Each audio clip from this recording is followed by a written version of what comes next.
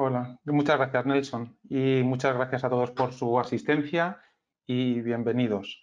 Bien, este webinar lo he planteado de una manera quizá un poco más práctica de lo habitual, un poco a petición de lo que suelen comentar los alumnos, y nos vamos a detener en una parte de la gestión de riesgos que está integrada dentro de la continuidad de negocio. Es algo que no se suele comentar muy frecuentemente porque realmente requiere una carga de trabajo bastante importante y se suele enfocar más cuando hay más experiencia en gestión de riesgos. Entonces, bueno, ahora les voy a contar un poco las particularidades y por qué a veces se deja a un lado. Así que vamos a arrancar, bueno, con una definición que ya, bueno, yo creo que casi ya es un poco cómo ha arrancado los últimos webinars sobre el riesgo, que tiene diferentes definiciones, pues en función del sector o de dónde venga cada uno, pues siempre se suelen tener diferentes perspectivas del riesgo. No es lo mismo cómo concibe el riesgo alguien del sector asegurador, alguien de la calidad, alguien de gestión de emergencias, ¿no? A mí me gusta utilizar la definición que hace ISO 31000, porque lo que hace es que pone en consonancia los objetivos empresariales, y al final casi siempre estamos gestionando los riesgos para las empresas, y la incertidumbre. Y dice que el riesgo es el efecto de la incertidumbre sobre los objetivos. Y encaja muy bien con este enfoque que vamos a hacer sobre la gestión de continuidad de negocio, porque existen determinados riesgos que por sus características eh, tienen un potencial disruptivo. Esto quiere decir que a medida que pasa el tiempo, las pérdidas derivadas de este riesgo van aumentando. Ocurre normalmente con los daños indirectos o con las pérdidas indirectas asociadas a este tipo de daños, a este tipo de siniestros o de eventos. Eh, Al final no deja de ser una taxonomía y simplemente el criterio de clasificación es que a medida que pasa el tiempo, pues tenemos muchas más pérdidas. Por eso es muy conveniente paralizar esta disrupción. Y la disrupción no deja de ser eh, un evento disruptivo o un riesgo disruptivo, lo que hace es que paraliza la actividad de tal manera que impide que las empresas pues dejen de servir lo que sirven las empresas, que bien o son productos o son servicios. Entonces, cualquier tipo de evento que impida que se sirvan de manera normal los productos y los servicios, además del daño directo que se haya ocasionado, pues hace que a medida que pasa el tiempo nuestra reputación se vaya degradando, los daños financieros van aumentando, inicialmente quizá con un problema de tesorería, porque no hay ingresos, porque hay problemas de caja, y muy a largo plazo porque puede derivar en una insolvencia. Y tenemos un claro ejemplo con la disrupción que supuso la, la paralización de la pandemia, ¿no? Cuando los confinamientos han cerrado los negocios, han impedido que hagan caja, que funcionen. Bueno, pues claro, inicialmente no ha habido ningún daño directo, sí que ha habido un evento, que ha sido la pandemia, ha paralizado los eventos, o sea, los negocios no se han podido entregar productos o servicios y a medida que ha pasado el tiempo había muchas obligaciones que no se han podido seguir atendiendo y han sido unas pérdidas bastante grandes. También los incumplimientos contractuales, si tenemos un compromiso de entrega tanto con el sector público como con el privado y no podemos servir el servicio, se pueden activar estas cláusulas estas cláusulas penales que nos hagan resolver el contrato o penalizarlo. Un incumplimiento legal, bien porque estemos dando un servicio que esté regulado y al que nos obliguen, pues como un servicio bancario en el que realmente no podemos prestar un servicio a largo plazo a un cliente, podemos incurrir en que tengamos algún tipo de multa o incluso una pérdida de cuota de mercado. Si dejamos de servir un servicio, nuestros clientes pasan a la competencia, pues a largo plazo es posible que no vuelvan. Y esto es lo que caracteriza a los riesgos disruptivos. ¿Y qué ocurre? Bueno, pues por esta particularidad, porque son riesgos que a medida que va pasando el tiempo son cada vez más grandes, pues se ha desarrollado la disciplina de la interrupción de la actividad, se ha puesto en marcha la paralización de la actividad, es decir, la continuidad de negocio, para que se pueda seguir prestando un servicio a un nivel determinado en un tiempo preestablecido. Aquí lo vemos gráficamente. Pues aquí podemos ver que hay eventos que, bueno, pues en los primeros minutos u horas las pérdidas son mínimas, las pérdidas indirectas de las cláusulas contractuales, pérdidas financieras o multas regulatorias, pero a medida que pasa el tiempo, pues bueno, va teniendo un crecimiento y cuando ya pasa muchísimo tiempo es totalmente exponencial. Y esto es, vamos, esto a medida que en cuanto lo pensemos tiene muchísimo sentido. No hay negocio que aguante muchísimo tiempo cerrado. Cualquier tipo de restaurante, comercio en una gran ciudad que tiene unos alquileres muy altos, está muy claro que no tienen caja para aguantar durante muchísimo tiempo. Sin embargo, si lo tienen en propiedad, pues tienen muchísima más resiliencia, muchísima más capacidad de absorber ese impacto. Y aquí les voy a mostrar exactamente cómo funcionan este tipo de eventos. Tenemos un nivel de actividad normal, más o menos a este nivel, se produce un incidente y se paraliza absolutamente toda la actividad.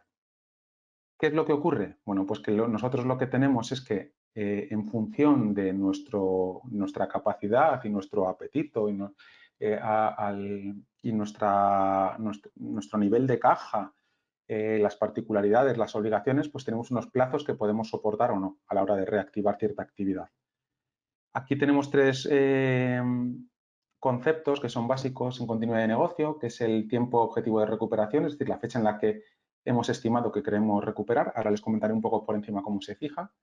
El tiempo máximo tolerable y luego el punto de no retorno, a partir del momento en el que no podemos recuperar. Y con estas gráficas, bueno, pues vamos señalando exactamente cómo puede afectar. Si cumplimos, si hemos hecho bien los ejercicios, hemos calculado muy bien nuestra tolerancia y somos capaces de recuperar un nivel mínimo en un tiempo determinado, podemos seguir aumentando, podemos ir aumentando nuestra capacidad, nuestra recuperación.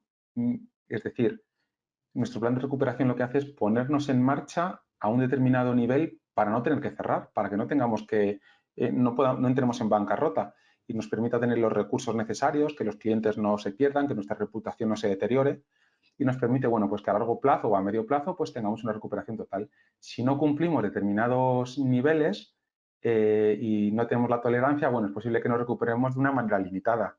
Bueno, es posible que nuestro negocio siga vivo, pero quizá hemos perdido el 30% de nuestra cartera de clientes porque hemos tardado mucho más tiempo. Pero bueno, aún así nuestro negocio ha seguido funcionando. Y si realmente no llegamos al nivel y no tenemos capacidad, nuestros compromisos, nuestras obligaciones y nuestra cuota de mercado tiene tal caída porque no somos capaces de levantar que la actividad, bueno, pues finalmente nos hace cerrar, ¿no? Y todos tenemos ejemplos muy recientes de nuestro entorno por estos años que nos están tocando vivir con el evento de la pandemia, que es, vamos, el mejor ejemplo. Entonces, como les decía, he preferido enfocarlo esto como un ejercicio práctico muy básico. No es un ejercicio real, es una práctica de laboratorio para poder verlo, en el que me he inventado una actividad, hacemos una pequeña descripción y bueno, vamos siguiendo un poco pues, las lógicas de pensamiento y todos los procesos y en qué momento entraría en funcionamiento el análisis de riesgos dentro de la gestión de la continuidad del negocio.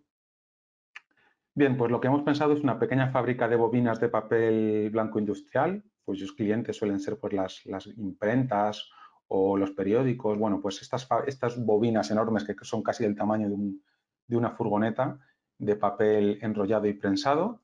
Esta empresa también fabrica papel reciclado y papel higiénico para uso hospitalario, estas bobinas un poco más pequeñas. Tiene un nivel de producción de 200 bobinas diarias de papel industrial que le suponen unos ingresos de unos 100.000, bueno, las unidades es independiente, dólares, euros, lo que quieran, con unos gastos generales del 30%, unos gastos variables del 50%, en función de cuánto más produce, más consumo de energía y más materia prima, y bueno, pues de 50.000 euros, y un beneficio mensual de 20.000. Y bueno, pues la producción en euros es de unos 15.000 euros diarios aproximadamente, un poco para tener un poco las dimensiones y por qué tomamos las siguientes decisiones. Bien, los planes de continuidad funcionan de la siguiente manera.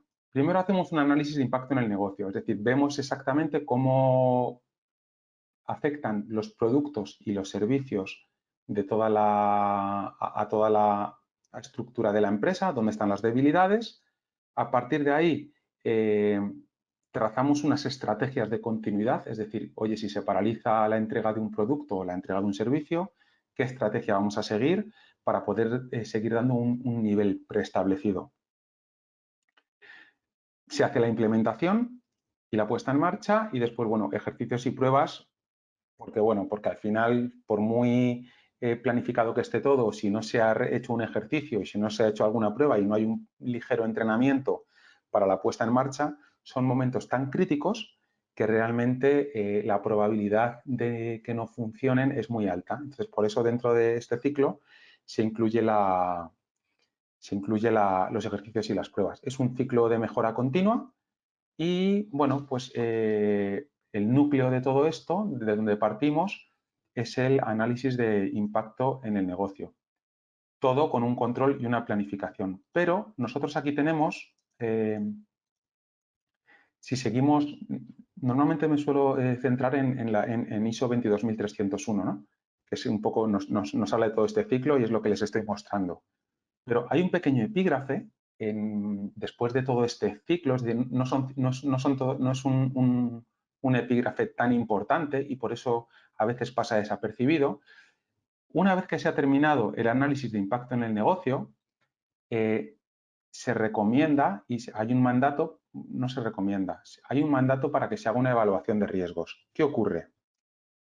Que como los riesgos disruptivos están muy bien identificados y en general de una manera intuitiva ya se suelen tomar ciertas medidas de protección, por ejemplo, un incendio es un claro ejemplo de un evento disruptivo, pero claro, las empresas tienen planes de emergencia, tienen seguros contra incendios, etcétera. Entonces, normalmente ya se han tomado todas estas medidas, ¿no? Para mitigar las probabilidades y el impacto.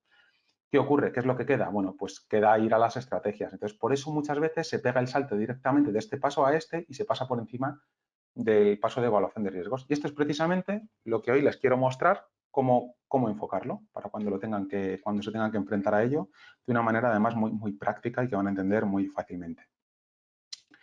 Bien, entonces ahora lo que he hecho ha sido, he ampliado el visor adentro del círculo de continuidad de negocio, este que tenemos aquí, vía, y me he metido dentro de este ciclo. Es un subproceso, es un proceso dentro del proceso de continuidad de negocio, que se puede hacer incluso fuera de la continuidad de negocio. Un análisis de impacto en el negocio tiene muchísimos usos. Entonces, ¿qué es lo que hay que hacer para hacer el análisis de impacto en el negocio? Nos aproximamos a una empresa y decimos, oye, bueno, vamos a ver exactamente dónde están las debilidades y si hay un evento disruptivo, quiero saber qué productos, qué servicios, es decir, dónde está la parte crítica, ¿no? Lo delicado, cómo puedo priorizar. Bueno, pues lo que se hace es, primero, priorizar los productos y servicios. ¿Y qué criterios se siguen? Bueno, pues los que van a tener un mayor impacto y los que tienen un mayor volumen de facturación. Normalmente se suele reconducir todo a lo que tiene un mayor volumen de facturación y lo que tiene más ingresos. Pero el criterio también puede ser, oye, tengo un cliente con muchísimo potencial que sé que me va a dar muchos negocios, también quiero que lo que se le entrega a este cliente sea prioritario o una línea de negocio completa. ¿Vale? Entonces se hace una priorización de todos estos servicios. Después, estos productos y servicios se crean a través de procesos. Se hace la priorización de los procesos. Los procesos son cajas que tienen dentro actividades, se priorizan a la vez esas actividades, se realiza un análisis y bueno, se busca la conformidad de la dirección que previamente también nos ha dado un indicativo sobre qué productos son los más importantes, ¿no? Entonces, productos, procesos, actividades, análisis, tal. Estos son los tres bloques grandes, ¿no? En función de si la empresa es muy sencilla, a veces simplemente hacemos pequeñas actividades, es decir, porque bueno, pues porque ampliamos directamente y es más sencillo.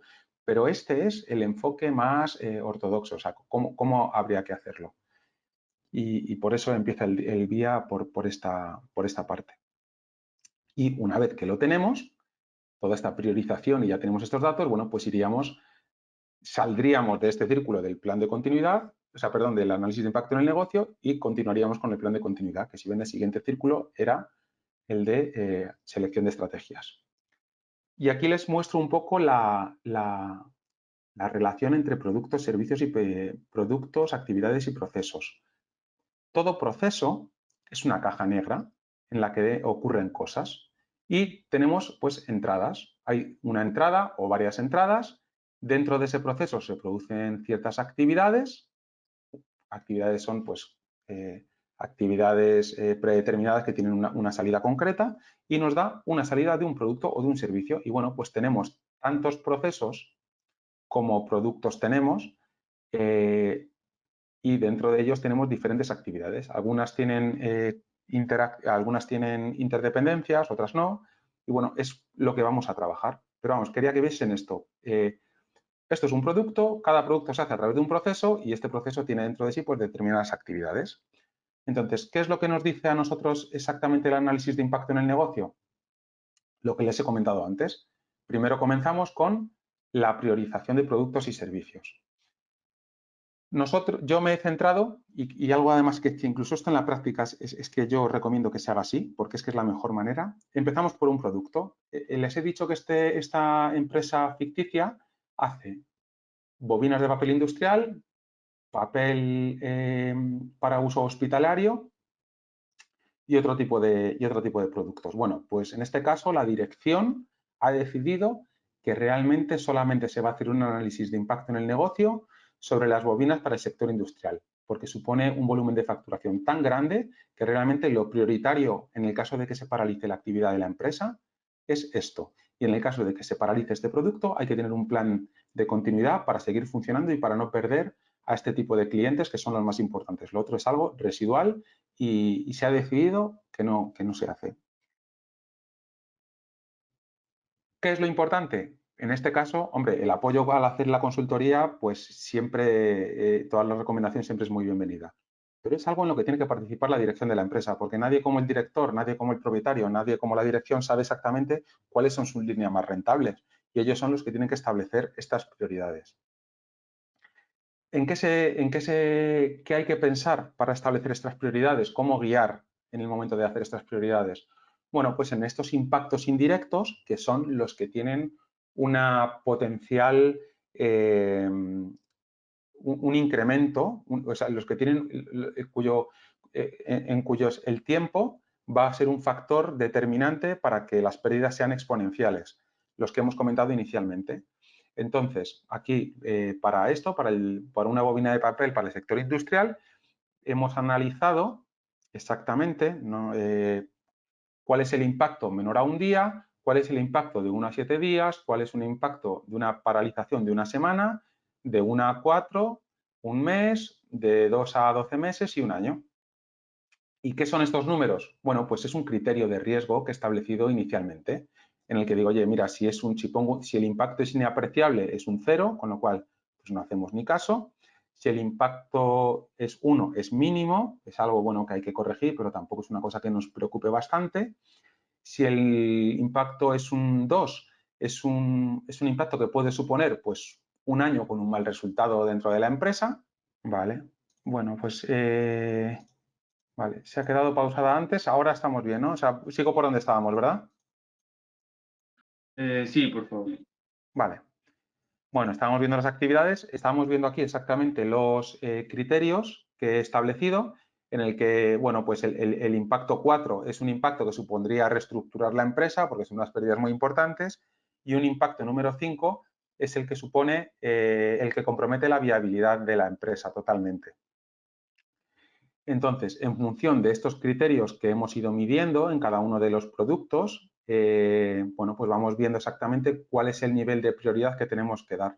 Aquí tenemos solamente el de un producto, pero si tenemos la ficha de todos los productos que tenemos dentro de la empresa o los que se ha decidido hacer el análisis de en la gestión de la continuidad del negocio, al tener este tipo de fichas, nos permite priorizar y saber exactamente qué es lo que tenemos que hacer. Y sobre todo, es en este momento en el que la dirección dice qué plazos hay que fijar para reanudar esta actividad. Y yo, por ejemplo, aquí veo muy claro que, oye, es decir, un año, no puedo llegar a un año porque aquí esto ya va a ser un momento de no retorno. Aquí ya se ha comprometido la viabilidad de la empresa. a nivel de objetivos y a nivel financiero. A nivel reputacional es muy delicado, a nivel jurídico, pues bueno, pues realmente si no vendo nadie me va a demandar, puedo tener alguna cláusula contractual que me puede causar muchísimo dinero, pero ese es un poco, el objetivo de este ejercicio, de esta priorización, es poder visualizar esto. Evidentemente no se trata de poner números al azar, es, oye, análisis financiero, si dejo de vender estos productos, si dejo de fabricar este producto y servirlo durante un día, ¿qué pasa? Pues no pasa nada, porque tengo stock de una semana en el almacén y tengo cobertura para hacerlo. Hasta una semana. A partir de 4 semanas, oye, tengo un problema y, oye, ya sería pues un impacto que me puede fastidiar el año porque ya puedo tener unas cuantas pérdidas. A partir de un mes ya es un tema muy delicado que debo corregir, con lo cual, pues como mínimo, aquí ya tengo en un mes, tiene que ser el objetivo de recuperación, tiene que ser previo a un mes para que no me haga tantísimo daño. Así que en la línea de producción digo, oye, en una semana tengo que estar como mínimo al 50%. En 2 meses me podría recuperar, pero ya herido. Y es un tema grave por un problema de tesorería que seguramente tendría que activar líneas de crédito, pedir ayudas públicas o incluso tendría que negociar indemnizaciones. Y oye, a partir de los 6 meses ya es un momento de no retorno porque además podría tener una cancelación de un contrato público a nivel legal o bueno, pues los plazos que se han establecido. Entonces esto ya nos va a ir indicando exactamente los plazos. Ahora para nosotros no es importante, pero bueno, yo se lo digo porque les quiero contextualizar en este proceso. Porque nosotros ahora no vamos a trazar estrategias, nosotros solamente vamos a hacer una evaluación de riesgos. Las estrategias son las que dirán, oye, pues vamos a duplicar la línea, la tenemos en otra nave distinta. Joder, vale mucho dinero. Bueno, pues no. Vamos a hacer alguna alternativa. ¿Vale? Pero bueno, esto es un poco para que vean ustedes el criterio. Entonces, bueno, ¿cómo funcionan los procesos? Y es un poco una diapositiva corregida a la anterior, que era un poco por ir situando. Bueno, tenemos unas entradas, tenemos unas actividades dentro de este proceso y tenemos una salida. Paralelamente tenemos otros procesos, tenemos los procesos de estrategia y tenemos los de soporte. Los de soporte pues son los de contratación, servicios de tecnología, etcétera. Es decir, hay muchos procesos dentro de la empresa además de los productivos. Pero para que vean que tenemos, bueno, unas entradas, aquí tenemos materia prima, agua, etcétera. Y aquí tenemos todas las actividades de esta bobina de papel. Molimos la corteza, la mezclamos con agua y obtenemos una pasta, echamos productos químicos y lo blanqueamos, lo alisamos, lo metemos en las prensas de secado y ya tenemos la bobina de papel. Un procedimiento, unas entradas, actividades, salidas. Bien, entonces, al final todas las empresas no dejan de ser conjuntos de procesos orientados a estos objetivos globales. Este departamento tiene este objetivo, hay otro departamento que tiene el objetivo de vender 500 bobinas al mes. El otro departamento tiene el objetivo de generar 20 potenciales clientes para que los comerciales a su vez intenten vender los productos que a su vez son las salidas de este procedimiento. Bien, si están familiarizados con procedimientos, esto es muy sencillo. Y bueno, aquí un inciso para ver un tema, cómo encaja el tema de los riesgos a nivel de los procedimientos y de los procesos y de la gestión orientada a procesos. Tenemos la materia prima, tenemos el objetivo final que nos hemos fijado y tenemos los procedimientos, o sea, las actividades. Aquí tenemos la del blanqueo de pasta. Fíjense, aquí esto es una línea de tiempo. Cuando hacemos predicciones y pensamos en cosas a muy corto plazo, la incertidumbre es muy pequeña. Sabemos lo que va a pasar en el siguiente procedimiento, pero no sabemos lo que va a ocurrir a largo plazo. Y esto es un poco cómo funciona la incertidumbre. Y durante todo este proceso, lo largo que es, desde que entra la materia prima hasta que sale el producto, pues estamos sujetos a que ocurran diferentes eventos. Eventos disruptivos y no disruptivos. Eventos sobre los que tenemos el control y que son oportunidades y eventos sobre los que no tenemos el control y que son unas grandes pérdidas.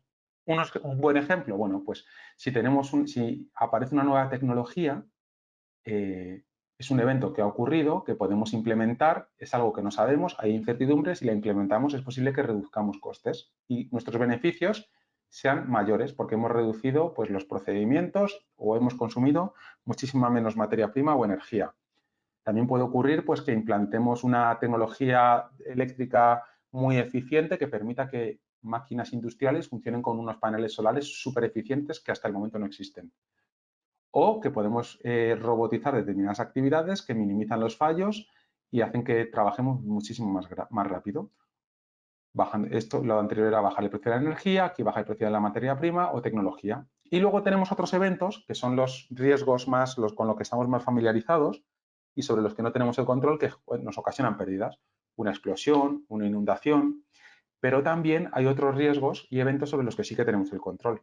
El agotamiento, el cansancio de los empleados, oye, pues más pausas, gente más entrenada, gente más joven antes del fin de semana y gente con menos experiencia los lunes y los martes porque ellos no están tan cansados. Bueno, pues todas estas cosas que son factores de incertidumbre que implican, ¿no? Que implican y que van a afectar a nuestro objetivo final. Entonces, dentro de estos, pues, por ejemplo, disruptivo es una explosión y una inundación. Es lo que les quería mostrar. Es decir, hay muchos riesgos, pero hay algunos, y estas son las taxonomías que trabajamos a través de la continuidad de negocio. Entonces, bueno, aquí tenemos el proceso que hemos visto antes y entonces, una vez que hemos hecho lo que hemos visto inicialmente, ¿no? Que es, hemos priorizado los productos, bueno, pues ahora lo que hacemos es, hacemos un mapa de procesos y analizamos exactamente cómo son todos los procesos. Este es un mapa de procesos muy simple, pero hay sistemas muy estandarizados en los que uno ve exactamente cuáles son las entradas, cuáles son las salidas, cuáles son todas las interacciones. Este sería el paso 2. Aquí ya lo que haríamos es, aquí tenemos solo un proceso, pero si tenemos varios procesos, vamos también priorizando todos y cada uno de los procesos.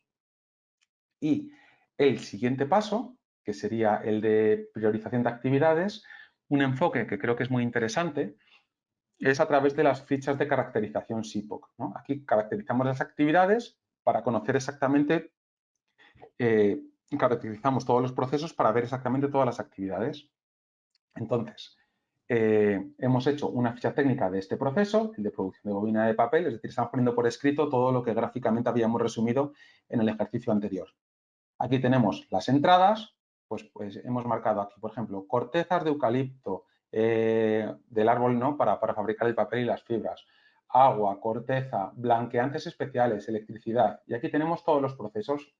Procesos de nivel 1, porque al final todas las actividades también son procesos, ¿no? Pero bueno, es que no son tan sofisticados, pero bueno, esto ya serían actividades, aunque se puede ampliar muchísimo más la lupa, si es algo muy, muy complicado, ampliar la lupa y aumentar el proceso.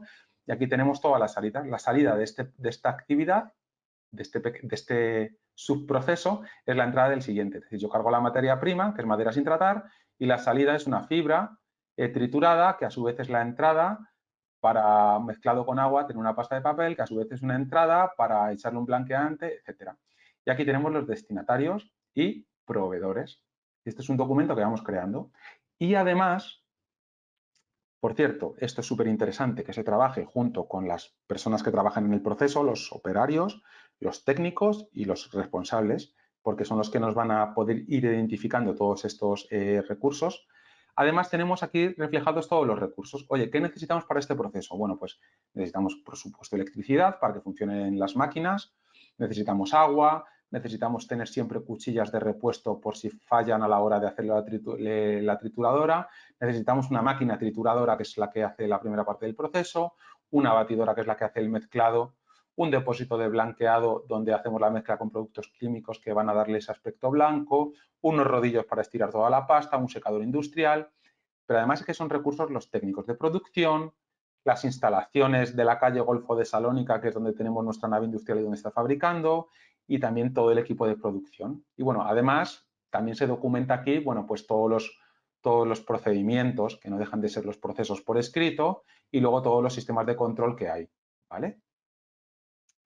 Entonces, lo que hacemos es caracterizamos estos procesos, identificamos los recursos, todas las actividades, sabiendo que al interrumpir, solamente interrumpir una de estas actividades, podemos interrumpir el proceso. Y si interrumpimos todas, muchísimo más. De manera que aquí lo que hacemos es tratar de identificar eventos con un potencial disruptivo. Aquí lo que he hecho, por si no lo veían, lo que he hecho antes ha sido ampliar cada una de las cajas de la ficha SIPOC, ¿no? Proveedores, las entradas, es decir, lo que entra en cada proceso. También aquí hay que poner como entrada lo que es la salida del proceso anterior. Pero aquí tenemos todas las actividades, el molido, obtención, es decir, todas las cajas de actividades dentro del proceso y todas las salidas. Y también tenemos, se me ha colado una diapositiva en el medio, ya la conocerán, es el proceso de gestión de riesgos, los recursos, todos muy detalladitos, porque son fichas que vamos a utilizar en el siguiente.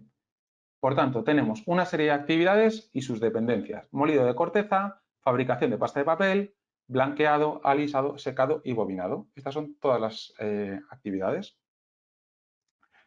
¿Qué ocurre? Bueno, pues que además, al conocer todos los recursos, nosotros sabemos que si no tenemos electricidad, no podemos operar. Ya estamos identificando. Si no tenemos agua, no podremos hacer la pasta. Si no tenemos cuchillas de repuesto, no podemos triturar si se rompen o se desgastan las que están montadas normalmente. Si no tenemos una batidora, no podremos mezclar. Si no tenemos un depósito, no podemos blanquear. Si no tenemos un secador, bueno, así con todos, ¿no? Es decir, nos permite identificar todos los recursos y todas las actividades para ver exactamente qué cosas nos pueden ir faltando, ¿vale? Y qué nos va a paralizar esta actividad, que nos han dicho desde la dirección que esta actividad es prioritaria y tiene que estar en marcha. Y también tenemos, pues, las entradas y los suministros. Pueden ser recursos, pero bueno, la verdad es que todas estas materias que tienen una alta rotación, ¿no? Agua, fibras trituradas, blanqueantes, pues son como suministros. Es interesante separarlo porque como dependen muchas veces y casi siempre de proveedores exteriores, la cadena de suministro requiere un tratamiento especial, ¿no? Y oye, pues es que, joder, pues yo no sé si voy a tener o no blanqueante porque realmente yo no lo fabrico. Depende de alguien que me lo suministre de fuera, pero yo de mantener la máquina sí. Por tanto, es muy interesante tener aparte estas entradas exteriores. Entonces, ¿qué ocurre? Bueno, pues que una vez que ya tenemos las actividades y los recursos clave, ya podemos empezar a evaluar los riesgos que nos puedan privar, pues, de estos recursos y que nos puedan paralizar estas actividades. Entonces, la propuesta, una de ellas, hay muchas, pero bueno, una de ellas para ligar todo este proyecto y vayan viendo una manera de acercarse que es muy rápida y muy buena, es este método que se llama método de análisis Ishikawa. Es un sistema muy antiguo, es simplemente para analizar causa y efecto.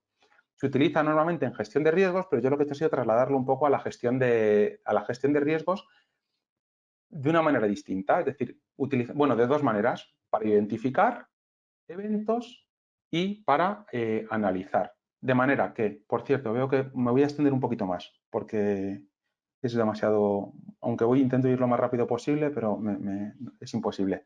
Entonces, ¿cómo funciona el método Ishikawa? Que ustedes lo conocerán seguramente, pero bueno, si no hay mucha información y los alumnos ya lo verán también en técnicas y herramientas. Se trata de hacer un esquema en el que en la derecha tenemos el efecto, el efecto del que queremos identificar la causa, porque estamos ahora identificando riesgos. Entonces decimos, oye, no se puede fabricar pasta de papel suficiente. Hombre, si no se puede fabricar pasta de papel, que es una de las actividades clave, actividad 1, triturar el papel. Actividad 2, fabricar pasta de papel. Actividad 3, blanquear esa pasta, ¿no? Bueno, pues vamos a analizar la segunda, porque la primera me parecía muy fácil. La de triturar madera, pues es que era cuchillas y tal. No se puede fabricar pasta de papel. ¿Qué es lo que hacemos? Bueno, pues tiramos una línea a la derecha que lo que nos va a indicar simplemente es el flujo del procedimiento y de la causa y el efecto, ¿no? La causa siempre es previa a un efecto. Y entonces tenemos 4 subdivisiones. Métodos, manos de obra, maquinaria y entorno. A veces le dicen medio ambiente, pero yo creo que entorno es mucho mejor porque nos permite funcionar.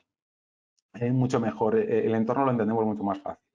Entonces, nosotros tenemos esta ficha y también tenemos las fichas IPOC que les he comentado antes en las que hemos caracterizado cada una de las actividades. Entonces, el siguiente, y aquí al leer las fichas IPOC, tanto nosotros como la gente que nos va a ayudar a realizar este ejercicio, operarios, responsables y tal, se los vamos a facilitar para que vean interdependencias, recursos, bueno, para que tengan toda la información, que vayan preparados a este ejercicio. Y entonces les decimos, oye, vamos a hacer una lluvia de ideas para ver exactamente a nivel de cada uno de estos esquemas, se pueden hacer algunos más, pero he cogido el más sencillo. ¿Qué puede hacer que yo no pueda fabricar pasta de papel suficiente para mi producción? Es decir, si no fabrico pasta de papel, se para la producción y ya no puedo suministrar el producto. Que tenga que ver con la maquinaria. Entonces, lo que hago es que hago una lluvia de ideas para identificar causas debido a fallos en la maquinaria. Entonces, pues han salido en la lluvia de ideas estos eventos. una avería de motor en la batidora que bate todo y hace la pasta de papel, avería en las cuchillas, avería en el sistema eléctrico, que falte la electricidad, que haya impurezas en el tanque y que no lo pueda utilizar, que me roben maquinaria, que alguien entre y se lleve una batidora industrial. La verdad es que poco probable porque suelen pesar un montón. Que haya un incendio y que se queme la maquinaria o que haya un sabotaje de esta maquinaria a nivel interno. ¿Vale? Entonces, con estas ideas decimos, oye, ¿qué puede hacer que ocurra esto? Hay muchísimas más, o sea, es que es, pero bueno, es una manera de identificar y de tener eventos que pueden hacer que yo no pueda hacer esto. Aquí lo hacemos. Entonces, bueno, lo que hacemos, identificamos estas causas primarias. ¿Qué ocurre? Que además Ishikawa nos permite ir un poquito hacia atrás y nos permite ir a analizar causas, ¿no? Entonces, por ejemplo, en la primera de ellas, que era que se averíe el motor de la maquinaria, pues nos preguntamos, oye, ¿y por qué se puede producir? ¿Por qué se puede averiar un motor? Bueno, pues puede ser por azar, porque, oye, porque hay motores que fallan y ya está, el azar hace que una máquina falle, de pronto se ha averiado, o puede ser algo que no sea tan azaroso, que sea una falta de mantenimiento, tiene una carga de trabajo enorme y, y no hay mantenimiento, y entonces pues llega un momento en el que falla este motor eléctrico. Son eternos los motores eléctricos, pero hay desgastes en las bobinas y tal, no lo mantenemos, no engrasamos, no hacemos, falla. ¿Por qué? Bueno, pues el azar no hay un porqué, pero en cuanto a mantenimiento, oye, ¿por qué no tenemos un plan de mantenimiento y renovación? ¿Y por qué no lo hacemos? Bueno, pues porque hasta ahora no ha fallado, no tenemos recursos. Joder, aquí ya hay un sesgo. O sea, esto ya no, es que aquí hay una mala planificación. Bueno, pues aquí ya sabemos que no hay un plan de mantenimiento y renovación. Es decir, que además de saber que un fallo en el motor puede paralizar la actividad, ya sabemos una de las causas que pueden ocasionar este fallo. Entonces, ¿qué hacemos? Pues nos venimos aquí y decimos, oye, no hay un plan de mantenimiento industrial.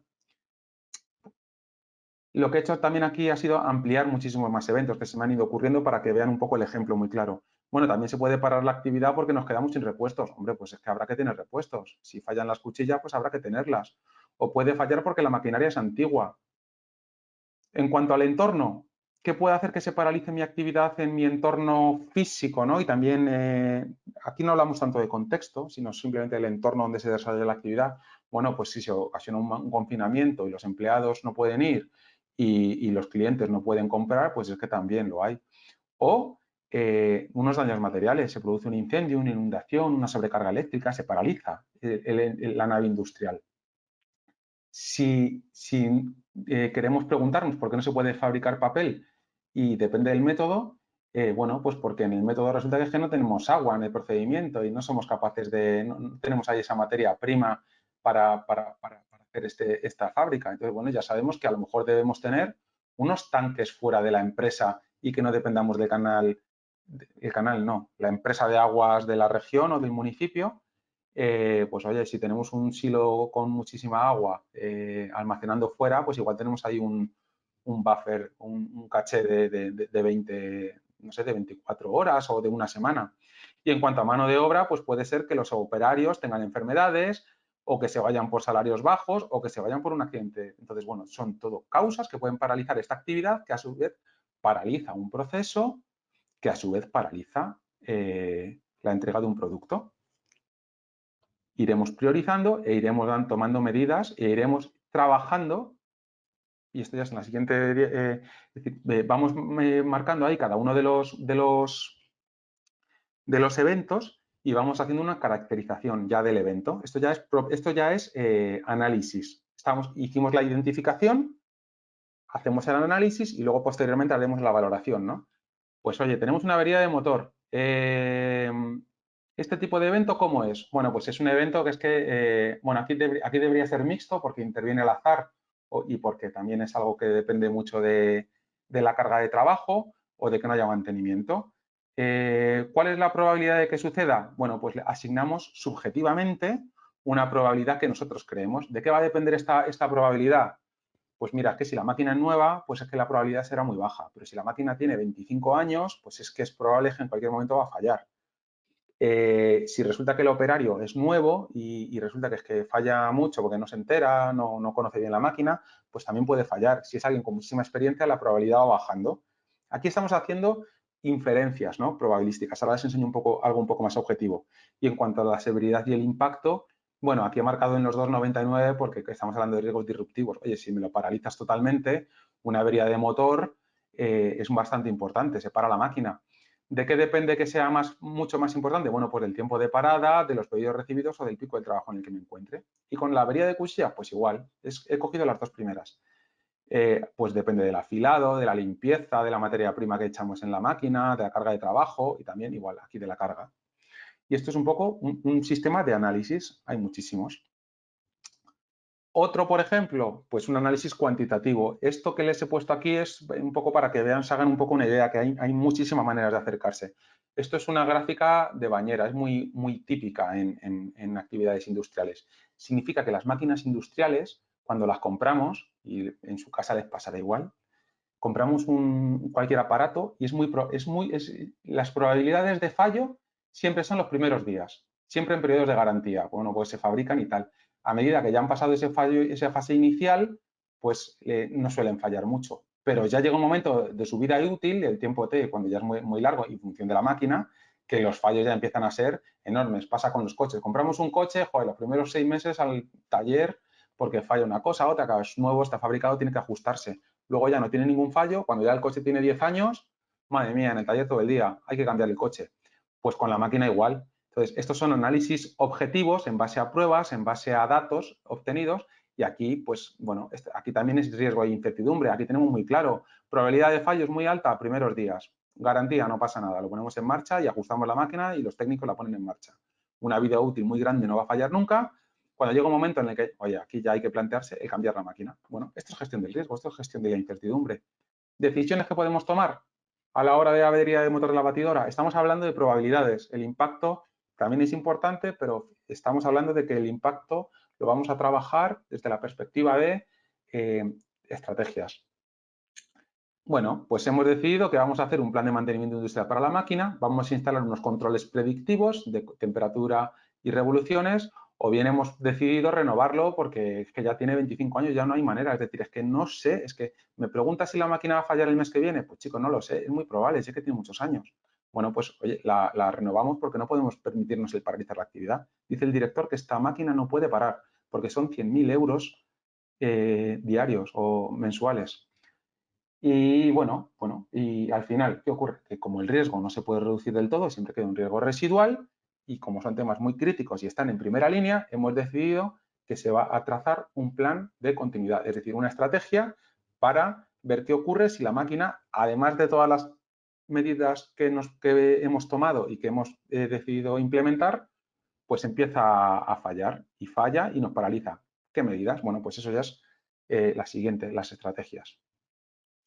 Aquí, ¿qué es lo que tenemos? Bueno, pues les he mostrado, esto es un esquema que une todas las técnicas de ISO 31010, que son las técnicas y herramientas, con el procedimiento. Aquí lo que hemos hecho ha sido una identificación, un análisis y una valoración. Hay muchísimas. Es decir, el Ishikawa es muy sencillito. Causa-raíz es un pasito más para ir más al fondo. Bueno, son todas estas técnicas que tenemos que, en función de lo que estemos analizando, la gráfica de bañera no tiene sentido para algo que no sea mantenimiento industrial.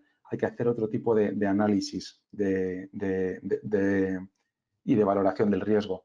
Y luego, bueno, pues se van tomando todas las medidas necesarias. Y dentro del tratamiento, pues una de ellas es tomar las medidas.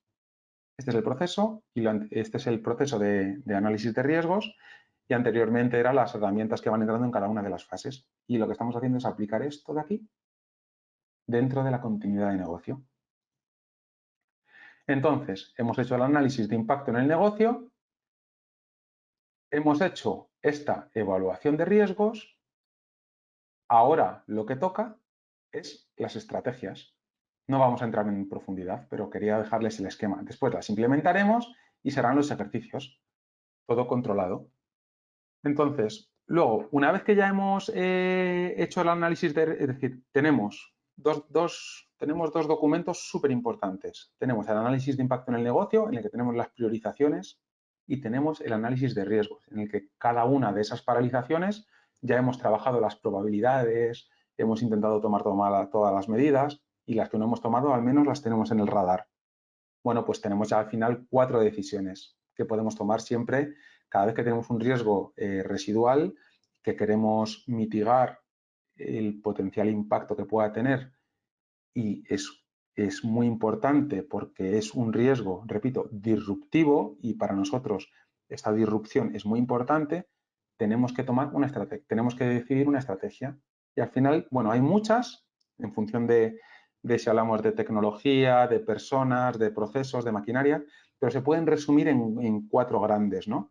Podemos tener una reacción planificada y decir, oye, mira, si esto ocurre directamente, mira, si se rompe la máquina, como esta máquina es muy básica, es decir, una batidora es muy básica, hay muchas y la estándar me vale, llamo al proveedor y me la instala en 24 horas. Con lo cual, hasta el día que falle y que se paralice y que no tenga arreglo y que no la pueda arreglar en 24 horas, llamamos, la tengo en catálogo y directamente me la compro y fuera. No me complico la vida.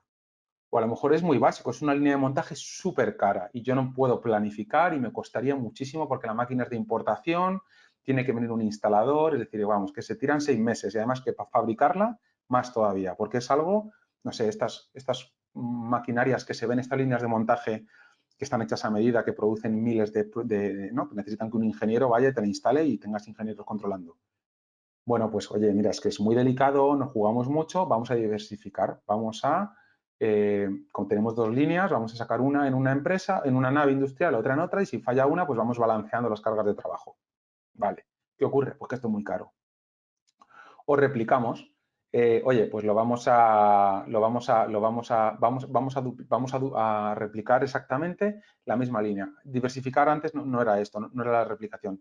Lo diversificamos, se puede utilizar más en equipos de personas. O dejamos recursos en espera. Oye, esta máquina es muy barata o quizá no tanto, pero como costaría mucho dinero pedirla de hoy para mañana, la compramos, la dejamos parada y como es una tecnología que no va a evolucionar, que es un motor eléctrico, es que es muy básico, tenemos una máquina de repuesto y en el momento en el que falle, la activamos. Bueno, cuesta dinero, pero lo activamos todavía muchísimo más rápido. O, bueno, otros recursos en espera para otro tipo de actividades, ¿no? Pues teletrabajar, bueno, dejar otro tipo de productos para cuando ocurran este tipo de eventos que puedan funcionar. Y bueno, ahora ya sí, el resumen. Dentro de la gestión de riesgos es necesario prestar atención a riesgos que se materializan con un potencial disruptivo porque tienen un elevado impacto. La pandemia ha supuesto un ejemplo muy grave y otro ejemplo que les pongo desde hace muy poquito.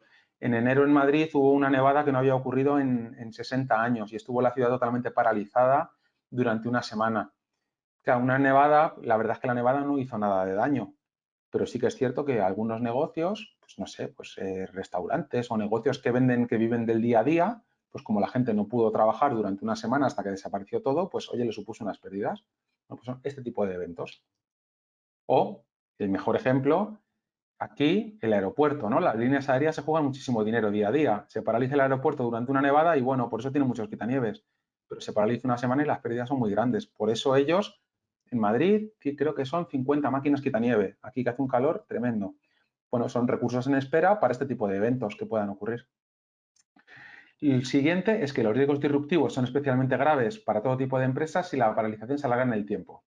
Sobre todo, caída de cuota de mercado y las pérdidas financieras, tensiones en tesorería y deterioro de marca en algunos casos. Pero sobre todo, cuota de mercado y tensiones de tesorería. Es tan competitivo todo que como te duermas, los clientes te los roban muy rápido. La ISO 22301 nos dice paso a paso cómo abordar estos riesgos y nos da las herramientas para analizarlos y las soluciones. Sobre todo el guía y las soluciones, bueno, las estrategias. Se trata de tener, y al final se trata de tener un plan de acción y saber qué hacer cuando se paraliza una actividad para poder llegar a los momentos críticos vivo, es saber exactamente cómo se llega.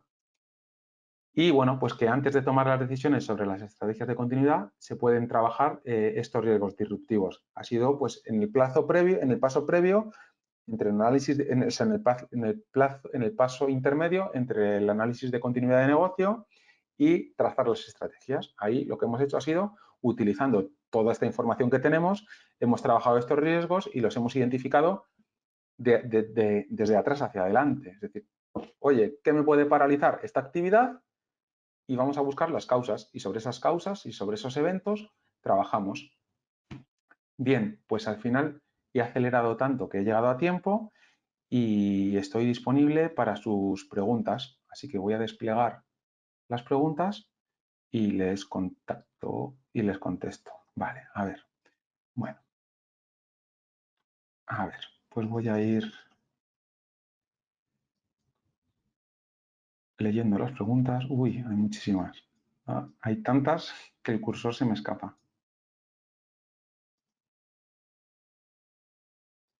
Vale.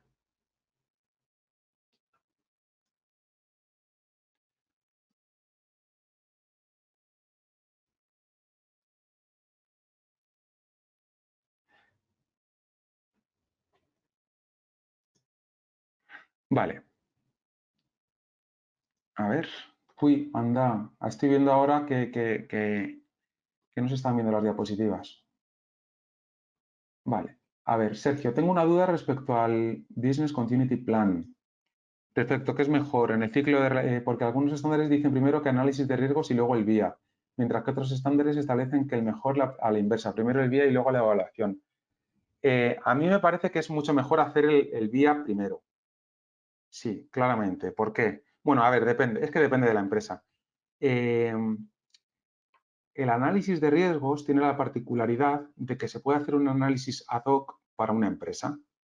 Entonces, tú puedes establecer un procedimiento en el que empiezas a identificar todos los riesgos, entre ellos te aparecen los disruptivos y a partir de ahí, bueno, pues tomas algunas medidas. ¿Qué ocurre? Que los riesgos disruptivos, por su potencial, por la potencial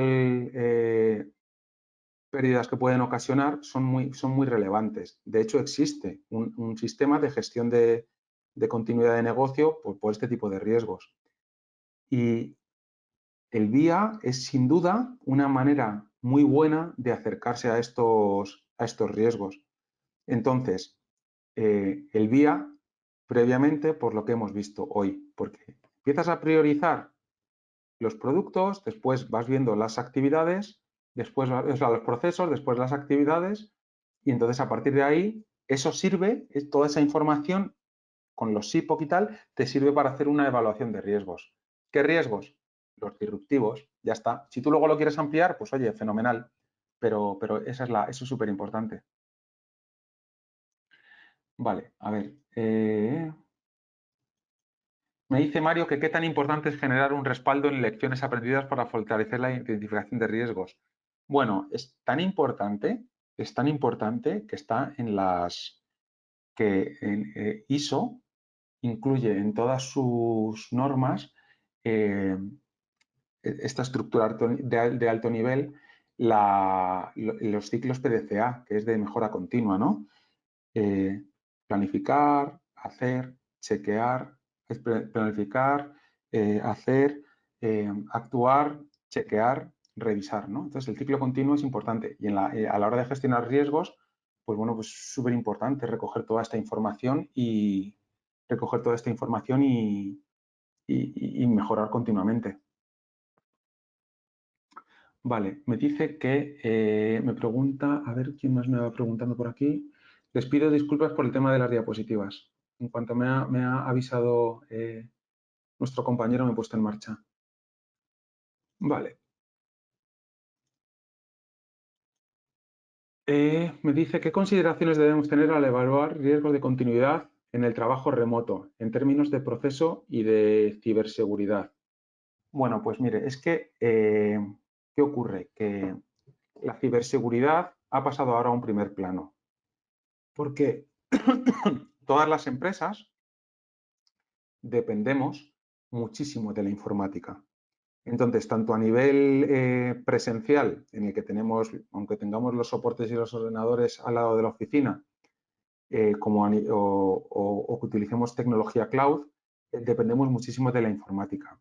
A nivel remoto, lo único que tenemos que tener en cuenta, una particularidad muy especial, es que no tenemos, la gente en las oficinas, en su casa, no tiene muchísimos recursos. Entonces, a la hora de planificar, debemos tener en cuenta exactamente esto. Es decir, yo en mi oficina, si se cae el servidor y no podemos trabajar, bueno, pues oye, podemos levantar un espejo muy rápidamente y que todo el mundo se conecte y hay un técnico que lo va a hacer. Cuando la gente hace teletrabajo, el problema que hay es que si hay una caída muy grande, es muy difícil implementar este tipo de cosas. O que, por ejemplo, si hay un proceso muy importante que depende de alguien que está teletrabajando desde su casa, pero esta persona se queda sin internet, pues claro, es un cuello de botella muy importante. Entonces debemos tener en cuenta esa circunstancia simplemente. Oye, saber que dependemos de una persona que es clave, que está fuera y oye, ya no además de que tenga fibra o ADSL en su casa, debemos tener en cuenta en cuánto tiempo le podemos proveer de una conectividad inalámbrica para que pueda conectarlo. Si es posible, porque a lo mejor está en una zona en la que no tiene una conectividad muy rápida. Entonces, bueno, esos son los factores muy importantes. Vale, voy a escuchar responder alguna más. Joder, igual les pido disculpas por no haber visto las primeras. Pero bueno, era solo un repaso. O sea que... Dice, ¿cómo se interpreta el contexto de la organización desde el punto de vista de riesgos, ya que todo es un riesgo y si lo llevamos los extremos, dado que somos falibles? Efectivamente. A ver, el contexto. Para mí, todo análisis de riesgos necesita claramente un análisis de contexto. Pero vamos, o sea, todos. De hecho, fíjese, algo, no sé si se lo he explicado, pero ISO 31000, que es una norma de evaluación de riesgo, parte de un análisis de contexto. Es decir, nosotros no trabajamos aisladamente, nosotros trabajamos dentro de una sociedad con unos determinados requisitos, con unas determinadas normas legales, con un mercado que tiene unas demandas y no las tiene. Bueno, pues que esto lo tenemos que tener en cuenta. Debemos trabajar en un entorno y este contexto hay que tenerlo en cuenta.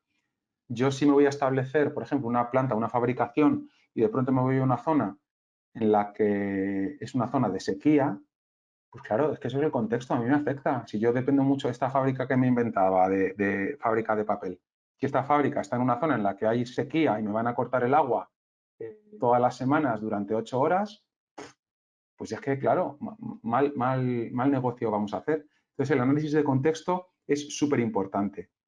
Que es súper importante y es determinante. Por eso hay que partir siempre, tanto en continuidad de negocio como en gestión de riesgos, como en análisis de impacto en el negocio, se dice, analiza primero el contexto, porque a veces hay riesgos que ni siquiera son riesgos, son cambios en el contexto.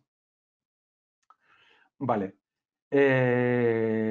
¿La estrategia la debo planear en función del día y para los mayores riesgos disruptivos? Bueno, claro, sí. Es decir, bueno, no, a ver, lo que hago es que el día me sirve de entrada para tomar decisiones y saber qué impacto van a tener determinados riesgos y en función de la prioridad que le demos, así vamos a actuar. Entonces, claro, para mí la estrategia que se toma posteriormente, las decisiones que se toman posteriormente se toman en función del día y en función del análisis de riesgos que hemos hecho. Pero como les decía, a veces el análisis de riesgos se pasa por alto, pues porque dice la gente, bueno, mira, yo tengo aquí una estrategia y si esto sucede, pues ya está, pues tengo una jugada ensayada. Vale.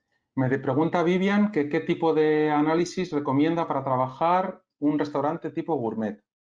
Pues, un análisis de tipo gourmet, vamos, claramente tiene que ser un análisis por procesos y claramente tiene que ir una gestión de calidad. Entonces, yo haría lo siguiente. Primero, implantaría una norma de calidad en el que la calidad es lo primero, porque es un restaurante gourmet. Entonces, la calidad y la satisfacción del cliente es lo primero. Y yo no me puedo permitir la incertidumbre de si este plato me va a salir mal, bueno o peor. Tiene que ser excelente. Entonces, dentro de la gestión de la calidad, yo ahí ya voy a hacer un análisis de riesgos y voy a hacer determinados riesgos, pues los de calidad, que no tenga un suministro, que me falte esto, que me falte lo otro, que no tenga este plato. Es decir, reducir la incertidumbre al máximo para que lo que planifico y la calidad que he planificado se entregue siempre y el servicio sea excelente.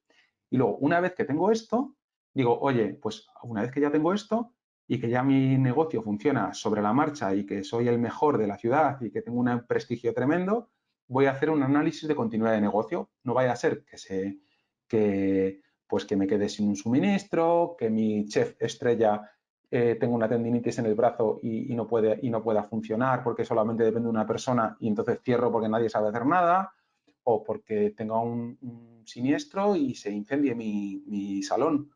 Bueno, pues son ese tipo de cosas. Vale, a ver. ¿Qué análisis podría realizar en un análisis de riesgos para un distribuidor de artículos dermatológicos en un país distinto a su elaboración, de España hacia Venezuela? A ver. Aquí gestión de riesgos por procesos y, sobre todo, haría la continuidad de negocio y tendría muy en cuenta la cadena de suministro. Vale. Siguiente, me pregunta Parruiz, cuando ya tienes identificado, controlado y monitoreado los riesgos, ¿en cuánto tiempo debo reevaluarlos para saber si hay nuevos riesgos? Bueno, Paz, es que es una mejora continua. Poner una agenda y una nota anual puede ser algo muy práctico, pero la clave en gestión de riesgos es en establecer determinados controles para que si un factor de los que he analizado cambia, yo automáticamente que me salte una alarma y actuar.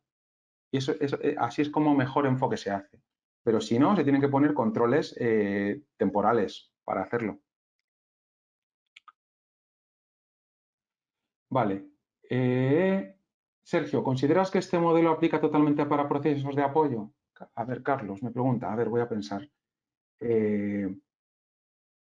Sí, sí, sí, efectivamente. ¿Y por qué? Porque hay determinados procesos de apoyo sin los cuales la empresa no va a funcionar. Por ejemplo, los sistemas de la tecnología informática. La tecnología informática es un proceso de apoyo. Claro, no es el más productivo, no gana dinero. El informático no gana dinero, ni hace nada por nadie, ni trae dinero a la empresa. Pero como falle el sistema informático, la empresa no funciona. Por tanto, sí, absolutamente. Lo que más me gusta es las dudas y las preguntas, porque para mí es súper interesante, me hace reflexionar. Vale. Bueno, pues ya se nos ha ido un poquito la hora, son y 10, no sé si hay alguna pregunta más, pero muy contento y voy a hacer una cosa. Este webinar, cuando me pidan un webinar en algún hueco y tal que algún compañero tenga que anularlo y tal, pues lo repetimos sin que se me pasen las diapositivas. Y pues muchísimas gracias por toda su atención y no sé, me ha parecido interesante hacerlo de esta manera así como más práctica y sobre la mesa, que así es como más se ven las cosas. Y muchísimas gracias, les agradezco mucho su atención. Un fuerte abrazo a todos, a los alumnos también, espero verlos esta semana y nos seguimos por las redes y a su disposición. Muchas gracias por todo.